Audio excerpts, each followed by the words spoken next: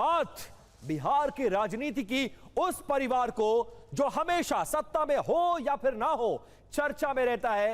और इस बार लालू परिवार बिहार में अशुभ बंगले पर बिफर पड़ा है। सरकार से दो हाथ करने को तैयार है और इसलिए बिहार में बंगले पर अशुभ सियासत होती नजर आ रही है। एक लंबे अरसे से लालू परिवार जिस बंगले में रह रहा था, सरकार अब उसको खाली करा रही है। बिहार की राजनीति में सरकारी बंगलों का इतिहास हमेशा से सत्ता के रसूख और दाव पेंच का गवाह रहा है। ताजा मामला सूबे की पूर्व मुख्यमंत्री और विधान परिषद में नेता प्रतिपक्ष राबड़ी देवी का है, जिन्होंने पटना के वीवीआई इलाके में मौजूद 10 सर्कुलर रोड पर अपना सरकारी बंगला खाली करने से साफ तौर पर इनकार कर दिया है। प्रशासनिक स्तर पर सचिवालय एसडीपीओ अनूप कुमारी भारी पुलिस बल के साथ राबड़ी आवास पहुंची थी, लेकिन आरजेडी सुप्रीमो के अड़ियल रुख के सामने फिलहाल वो लौट गई हैं। आरजेडी इसे विपक्ष के प्रति दुर्भावनापूर्ण कार्रवाई बता रही, जबकि सत्ता पक्ष इसे कानून का राज बताने में जुटा हुआ है। आखिरकार राबड़ी देवी को कौन सा बंगला है जिसमें जाने से बच रही है और इस बंगले का इतिहास अशुभ वाला रहा है।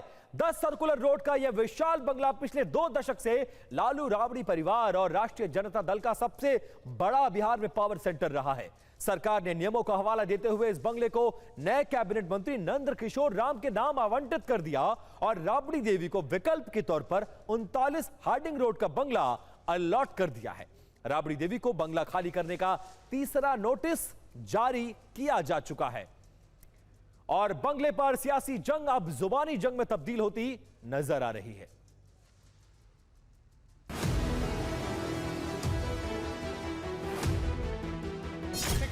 फोर्स बुला के सम्राट चौधरी नया मुख्यमंत्री बनल है ना, उचित लगता है आपको? बुला के खाली करा है, फोर्स बुला के हम नहीं खाली करेंगे। उनके द्वारा यह कहना कि मैं आवास खाली नहीं करूंगी, तो मैं दलित हूं इसीलिए, यही कारण है, दूसरा कोई कारण नहीं है। आखिरकार राबड़ी देवी नए वाले बंगले में क्यों नहीं जा रही है? 39 हार्डिंग रोड का वो वाला बंगला जो राबड़ी देवी को अलॉट हुआ है, उसे सियासी गलियारों में अनलकी, अशुभ माना जाता है।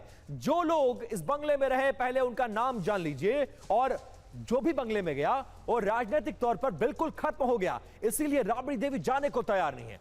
आरजेडी से भूपेंद्र प्रसाद वर्मा, आरजेडी से शमीम अहमद, कांग्रेस के मदन मोहन झा, बीजेपी के चंद्रमोहन राय, विनोद नारायण और रामसूरत राय इस बंगले में मंत्री के तौर पर रहे, लेकिन दोबारा कभी जीत कर नहीं पहुंचे या फिर मंत्री ही नहीं बन पाए। इसलिए राबड़ी देवी अपना सर्कुलर रोड वाला बंगला छोड़ने को तैयार नहीं है। सम्राट चौधरी की सरकार ने राबड़ी देवी का सरकारी ये बंगला अब मंत्री नंद किशोर राम को आवंटित कर दिया है। पिछले साल ही विधान परिषद में नेता प्रतिपक्ष के नाते राबड़ी देवी को नया सरकारी बंगला 39 हार्डिंग रोड आवंटित किया गया था। बिहार में 10 सर्कुलर रोड का यह बंगला पिछले कई वर्षों से बिहार की सत्ता और सियासत का केंद्र बन चुका है।